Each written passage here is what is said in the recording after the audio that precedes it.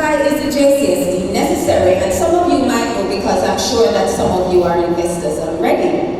But the Jcsd, it reduces risks. What do I mean by reducing risk?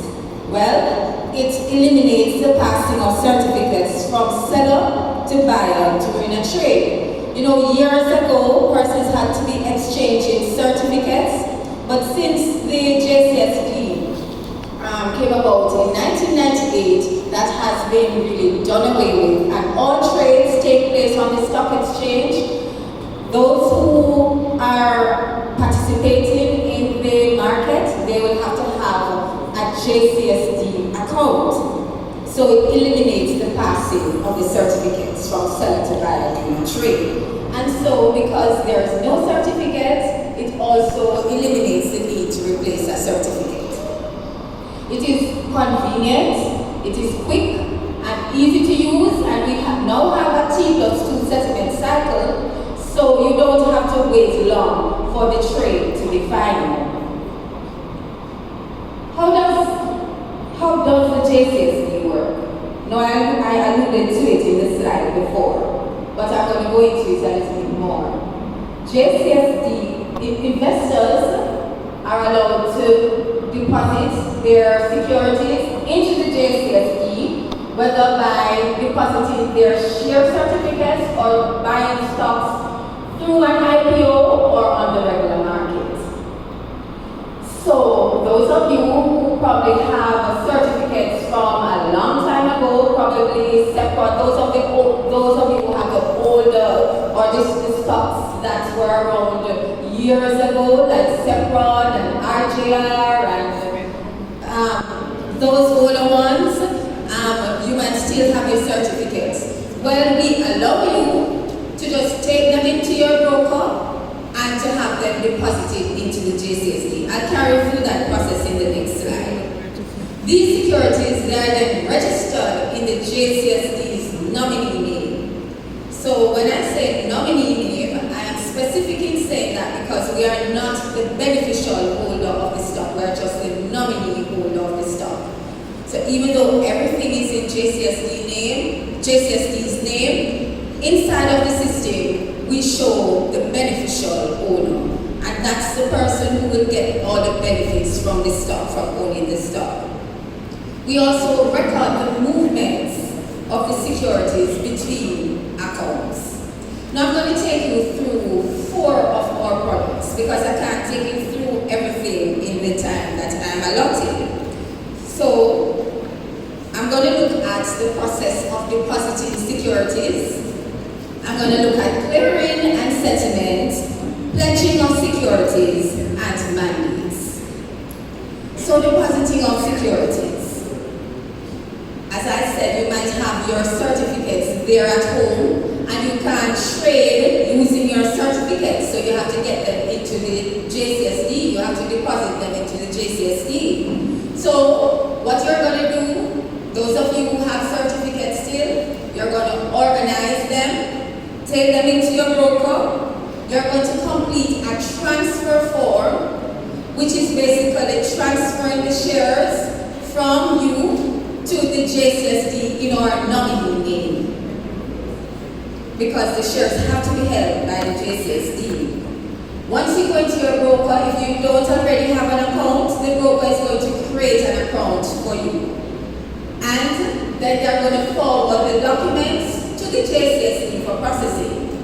Now, you might have heard of registrars as well. Now, the registrar is the institution that the issuer has given the permission, or they have some agreement with them to manage their entire register. And so we as a Jcsd, we have to send those certificates to the registrars for them to, one, verify that the share certificates are valid. And then once they have verified that, they are going to cancel the certificate from your name and place it into the Jcsd's name. I'm going through this process because I want you to have an understanding of all the processes that take place in the back end, because sometimes persons take their share certificates to the brokers and they feel that they're going to get the shares into the account at the same time. But I'm just giving you a little background so you can know that it takes a little time. We work at getting it into the account within 1 to 2 weeks, but sometimes it might be a little longer because the registrars might have a longer process. So once the registrar has done their process, they have cancelled the certificates in your name and now it is in the Jcsd name, they're going to confirm to us that they have done that and send the share certificates to the Jcsd, and then the securities will be deposited to your account. Once the securities are in your account, then you are able to trade on the Jamaica Stock Exchange. The other product that I'm going to look at, now you can ask questions when I'm done if you want a little bit more clarification. I'm going to look at clearing and settlement now. So the clearing and settlement is really just making a trade that takes place on the floor of the exchange final. So the settlement cycle that we use is T+2, and that simply means trade date plus 2 days. So if you purchase shares today, then they will settle on T, which is Friday, plus 2, which is Monday, Tuesday. So they will settle on Tuesday. That's T+2. Very simple. But we just have our terms, so you just have to understand what they mean. It's very simple. So trade date plus 2 is when the shares, the trade, becomes final. Or stock exchange allows you, however, to trade your shares once you have purchased it. So once you have purchased it on trading, even though the transaction is not final, you are still able to sell it. And why we allow that is because the Jcsd stands as central counterparty. We stand in the middle of all trades. We guarantee settlement. So you will have no failed trades on the equity market at all, because we guarantee that those trades will settle. So what we have done, and just to give you a little bit of information, is to really set up, have the brokers set up line of credits to ensure that even if clients have not, and I'm not saying that, you are doing your trade, you're not supposed to pay over the funds, but because we have to ensure that the trades are settled, we have to have something in place so that if the brokers can't give us the money, then we are able to pay that money over to the broker who needs to get it. So I've actually gone into the clearing part of the settlements and the clearing of the cash. So as I said, the Jcsd stands in the middle of the transaction. We get the funds from all the net buying brokers, and then we pay the net selling brokers. And once the cash has passed, then we do the settlement of the securities. So that's the time, once we have given the cash to the net selling brokers, then we go in and we ensure that those who have sold the securities move out of their account, and those who have purchased will get those securities. So that's what clearing and settlement is. Now we have this other product or service called pledging of securities. And I'm going to spend a little bit more time on this one because persons have been asking about this a lot. So I just want to spend a little bit more time on this one. Now the pledging of the securities is really just registering the interest of a lending institution, who we call the pledgee, on securities deposited at the Jcsd by an investor, who we call the pledger. The security is held until notification is given by the pledgee that they no longer have an interest. So you have NCB shares in your account, and it's really just there, and you're not selling it, so it's just there. And you decide that you're going to take a loan at First Global, for example, and you want something to secure that loan. You can decide that you are going to pledge your shares. So you're going to use those shares as collateral for the loan. That's simply what the pledging facility is. Using your shares to register the interest of a lending institution. Now the pledgee, on the document that you will sign, because you have to sign a pledge form, the pledgee has the right to sell the shares, the pledged shares, just the pledged shares, to satisfy their claim in the case of a default. So if you're not paying your loan and they're written to you on whatever their process is and they're still not getting anything from you, then they have the right to sell those shares to recover their funds. Even though those shares are pledged, so they are frozen, you can't do anything with them, and the pledgee can sell the shares if they're sold. If you're not paying your loan, you still receive all the benefits that are associated with the security. So if the security pays, what stock did I say, NCB? If NCB is paying a dividend, you will still receive the dividend payments. If they have a bonus, you'll still get the bonus shares. If there's a stock split, you still have the shares, the additional shares that you'll get as a result. It won't stop you from getting all the benefits. Sure. Now, what is the benefit of pledging the securities? Let's look at the benefit to the investor first of all. One, you're able to use your own securities that you already have as collateral. So make your shares work for you. You are able to receive all the benefits that goes along with the shares. And as I said before, and it's not just shares. If you have bonds as well, you can use the bonds. So you can get the dividend payments, you can get the interest payments. And you are able to monitor your pledge status by viewing your statement online. I think Sanjay was the one who told you about registering for the account online. Once you register for an account online, you are able to view your statements, you are able to print your statements. So on the statements, you will see the number of shares that are pledged. Now let's look at the benefits to the pledgee. And the pledgee, remember, the pledgee is the financial institution. The pledge will remain in effect until the financial institution advises the Jcsd that the obligation has been met and they have no interest in these shares at all. And we don't accept a letter with just one person signing. It has to be two persons signing. So that kind of secures it a little bit more.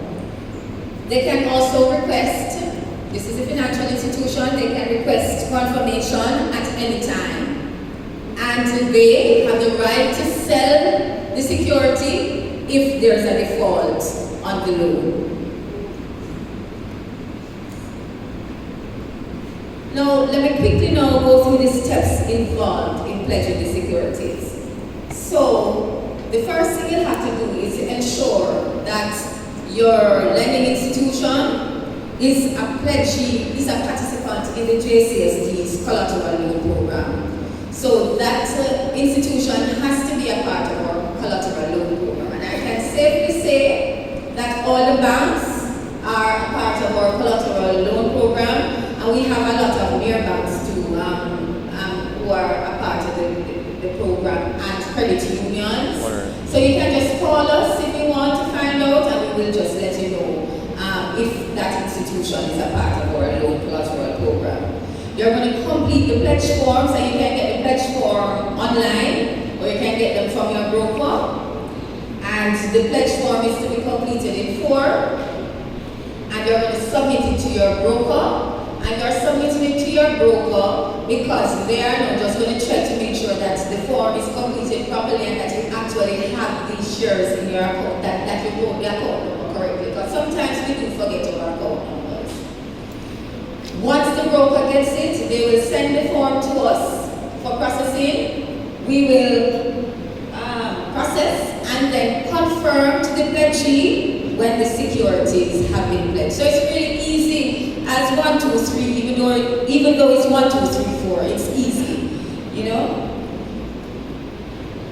And that's basically it for the pledges. The final product or service, I should say, that we're going to look at is another one that we are encouraging persons to use, and this is mandates. Now, mandates are really just giving us instruction as to how to treat your dividend or your interest payments. A lot of persons, if you don't give us mandate instruction, what the registrars, because the registrar is the one who makes the dividend payment, the registrar will just send out a check to your address on record.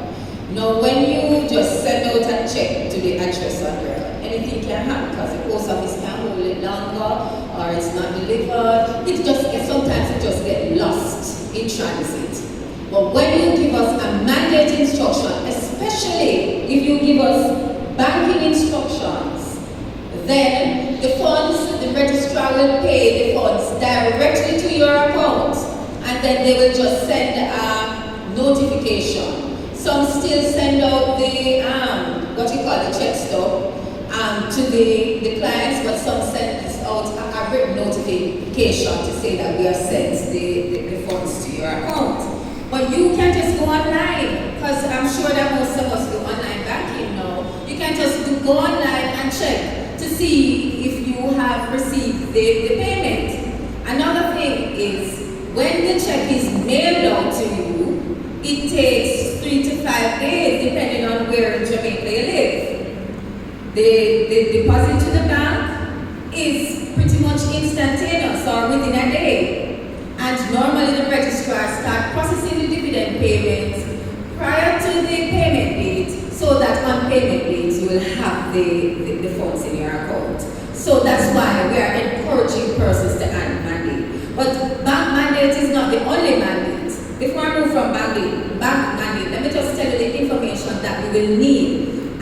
We will need the institution, so the financial institution, the branch, if there's a branch, the bank account number, the name on the bank account, the bank account type, if it's savings, checking, whatever. And yes, that's for the bank mandate. At the registration desk, there are some investor instruction forms, and if you so desire, you can just take one of the forms and you can just write up your instructions, and you can leave it with them, and they will just pass the mandate, the instructions to my department so that we can do the processing. But the bank mandate is not the only mandate that you can use. You can also say, okay, pay my dividend payments to a third party. Suppose you want to pay to the Jamaica Central Stock Exchange. You can say pay to the Jamaica Social Stock Exchange, and we will send it over to the Social Stock Exchange. Or you can say pay to my daughter, pay to my nephew, pay to a charity, whatever it is, you can also give that instruction. And you can say, hold my mandates at the institution for collection. So you have 3 options that you can use.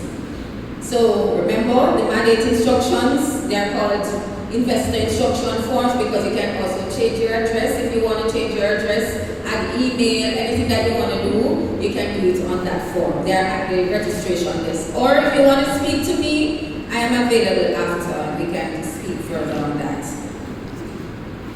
Now, in concluding, I'll just remind you that by placing in your securities in the Jcsd, it will allow for reduction of risk. It is more convenient, and once you have deposited your securities, you are able to trade them and have them settled in a shorter settlement cycle. You are able to use them as collateral, and you are able to add mandates to your account. The last thing I just want to stress on, now what we have a situation now where clients who had accounts, who created their Jcsd accounts years before, when we were not collecting information, as much information for the clients.